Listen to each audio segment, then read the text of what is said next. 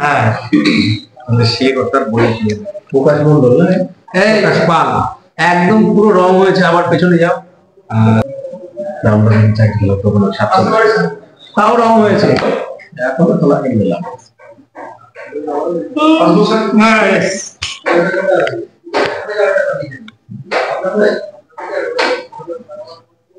নমস্কার। আরো এখানে এসো, এইখানে এসে নমস্কার। নমস্কার, বসো। কি ব্যাপার, কি আজকে এত বিভ্রান্ত হচ্ছে কেন? কি নাম স্যার? নাম, ধন্যবাদ স্যার। নাম প্রকাশ পাল। বাড়ি? বাড়ি পূর্ব বর্ধমান জেলা কাটোয়া থানার অন্তর্গত ননগর গ্রাম। কোন পঞ্চায়েত? স্যার এটা কোশিগ্রাম পঞ্চায়েতের অন্তর্গত। প্রাইমারিতে ছোট ছোট বাচ্চা পড়াতে হবে, তারা অস্থির গতি, তারা অনেক সময় অনেক কথা বুঝেও বোঝে না। তুমি পড়াবে কি করে? তাদের পড়াতে পারবে? হ্যাঁ স্যার, চেষ্টা করবো। কিভাবে পড়াবে? সে অস্থির মতিদের, অবুঝদের বুঝ করতে। শিশুদেরকে মনোযোগী করতে গেলে প্রথমত মানে যে বিষয়টা আমি উপস্থাপন করবো সেটা যেন মানে তাদের চিত্তাকর্ষিত হয়, মানে তাদের যেন মন টানে, মানে ব্যাপারটাতে তারা যেন আকর্ষণ বোধ করে, এটা একটা। এবং তারপরে সে গল্পের ছলে আমি সেই পড়াটাকে শুরু করতে পারি, বা সম্ভবত তুমি বলে যাও, সময়গত কণ্ঠে কোনো কবিতা আবৃত্তি বা এই যে মানে এরকম করতে পারি, বা আমি কোনো গল্পের ছলে শিক্ষা দিতে পারি। তাহলে তাদের মানসিকতা আকৃষ্ট হবে, মানে তাদের মানসিকতা মনোযোগ আকর্ষণ করতে হবে। যাই কিছু করি মনোযোগ আকর্ষণ করতে হবে তাদের। সেটা তো তারা আজকে পড়তে চাইছে না, তাহলে পড়ার বাইরেও তো তাদের কিছু সাংস্কৃতিক বা শিক্ষার সাথে এরকম কিছু শেখাতে হবে। স্যার তাদেরকে আমি কবিতা শেখাতে পারি, আবৃত্তি শেখাতে পারি। তো কবিতা আবৃত্তির ওই মানে ওরা ওয়ার্ড শব্দ বুঝবে? মানে স্যার তাদেরকে তাদের ছড়া একটা সুন্দরভাবে বলতে পারি, বা কোনো একটা নীতি শিক্ষামূলক গল্প তাদের সামনে বলতে পারি। সকালে উঠে আমি মনে মনে বলি সারাদিন যেন আমি ভালোভাবে চলি। এই কবিতার নাম কি? কবিকে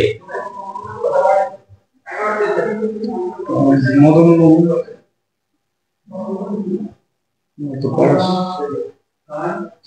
মনে আসছে বানানো কুসুমগুলি সব মদন মোহন তর্ক বোধ হয়, এটা ভুল বলে গেছি, সে মনে করছে জানি গেছি। মদন মোহন তর্কালঙ্কার কবিতাটার নাম জানি না। কবিতার নাম প্রার্থনা। ওই কাননে কুসুমগুলি সকলে বলিল বাকি সব পরে না, ওইটা। মদন মোহন তর্কালঙ্কারের নামে একটা কলেজ হয়েছে বাংলায়, কোথায় হয়েছে? আচ্ছা, আম্বেদকরের নামে কলেজ হয়েছে, কোথায় হয়েছে? স্যার বেতুয়া রোডে একটা মানে আমাদের ডিএলএড কলেজ আছে আম্বেদকর স্যার। আম্বেদকরের জন্ম কত সালে? সংবিধান খসড়া কমিটির সভাপতি, সংবিধান রচনা করলো, ব্যক্তিত্ব, সামাজিক ন্যায় নিয়ে আন্দোলন করেছে অনেক কিছু, ভারত রত্ন পেয়েছেন। তার সম্পর্কে যদি 14ই এপ্রিল কিছু বলতে বলা হয়, তুমি কিছু বলতে পারবে? হ্যাঁ, চেষ্টা করছি, যদি বলেন অনুমতি দেন তাহলে চেষ্টা করবো। আচ্ছা, বলতে পারবে তো? 21শে ফেব্রুয়ারি আন্তর্জাতিক মাতৃভাষা দিবস, এই ভাষা দিবসের শহীদ কারা হয়েছিলেন?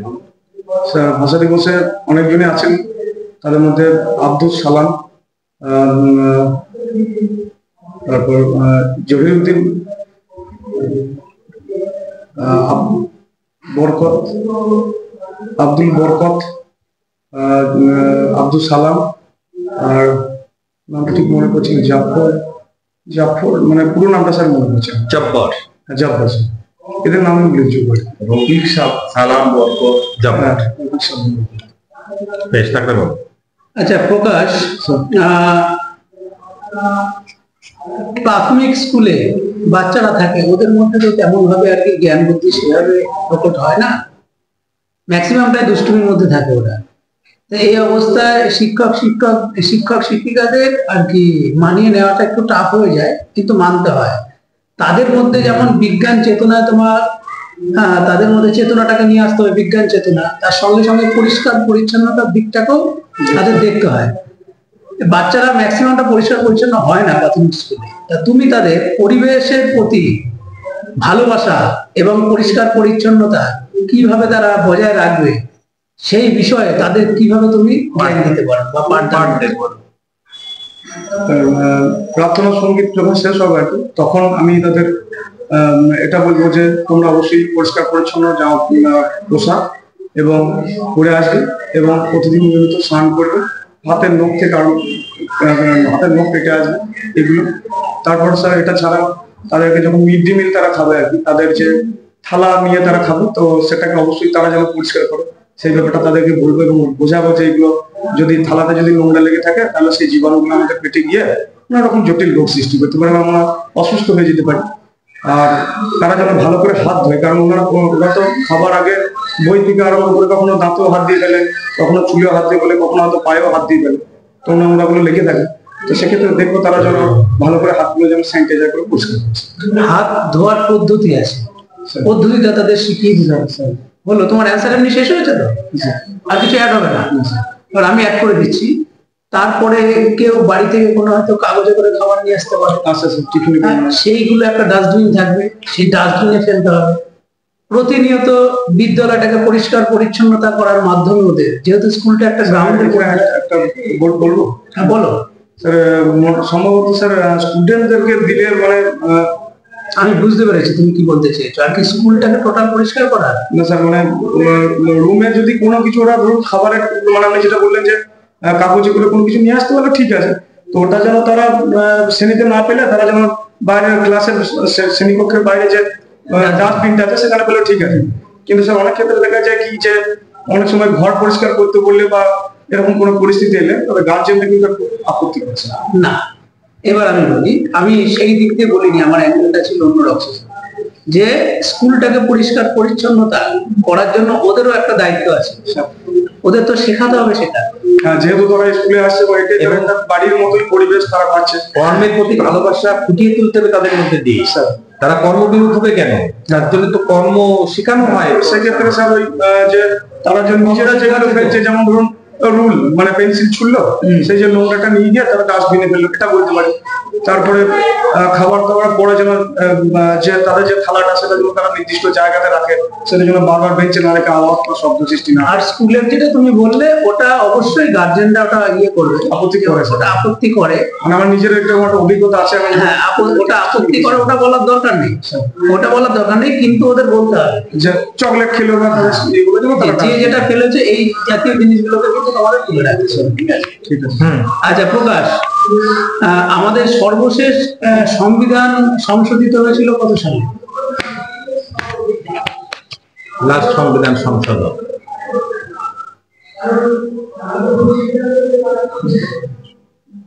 ঠিক মনে হচ্ছে। আজকে আমাদের ভারতবর্ষ স্বাধীনতা লাভ করেছে কত বছর হলো আজকের দিনে দাঁড়িয়ে? ৭৭ বছর। বিস্ময় বোধক দেবে না, একবারে যা হবে পূর্ণচ্ছেদে হবে, বলো। ৭৭ বছর। ৭৭ বছর, ঠিক আছে। আচ্ছা, কোন ভেদে ত্রিভুজ কয় প্রকার? কোন ভেদে ত্রিভুজ 3 প্রকারের আছে। কি কি স্যার? সমকোণী, যেটা 90 ডিগ্রিতে হয়, আর সূক্ষ্মকোণী, আর সরলকোণী। আচ্ছা, প্লুতসর নাম শুনেছো? প্লুতসর কোনটা বলো স্যার? আমরা যখন দূর থেকে কাউকে ডাকি তখন সেটা স্যার প্লুতসর। একটা যেমন এ তুই শুনে যা, এই যে এ যে অনেকটা আমি প্রলম্বিত করলাম, এটা স্যার প্লুতসর। এটাকে অনেক সময় প্লুতসর। ওখানে ট্রেন কোটায় স্যার আরেকটা ট্রেনটা গেলে ভালো হয়। আরেকটা তো আলাদা দেখতেই হবে, ভারত পাকিস্তান, বুঝতে পেরেছি। তাছাড়া আরেকটা কাজ সোর্স আছে বাড়িতে, ঠিক আছে, কালকে ভোট